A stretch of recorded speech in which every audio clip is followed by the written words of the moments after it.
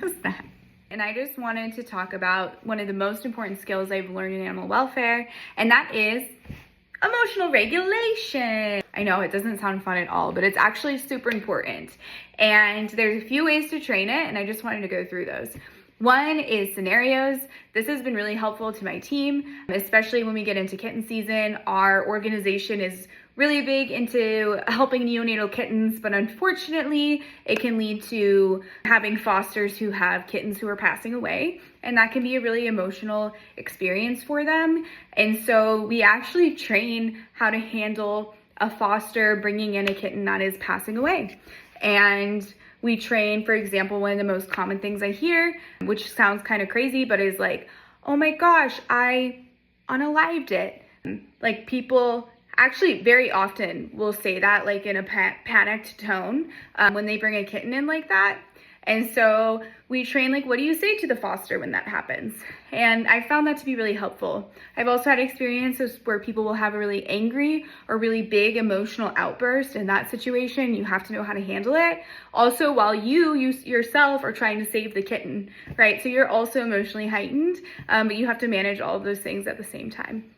So that's an example. The second thing that's been helpful to me is really understanding what bothers me the most. For example, I can get defensive if people critique our system.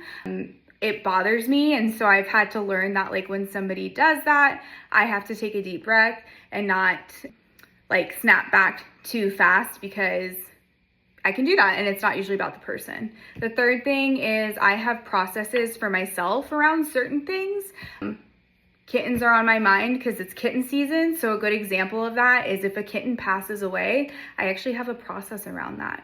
So one, I usually don't allow myself to think about it for more than an hour or so about like what I could have done differently, because I found that I usually figure it out within that time period, and anything more than that, a lot of times is just like attacking myself or just ruminating, and it's just not really very helpful. So that's the other thing I've learned.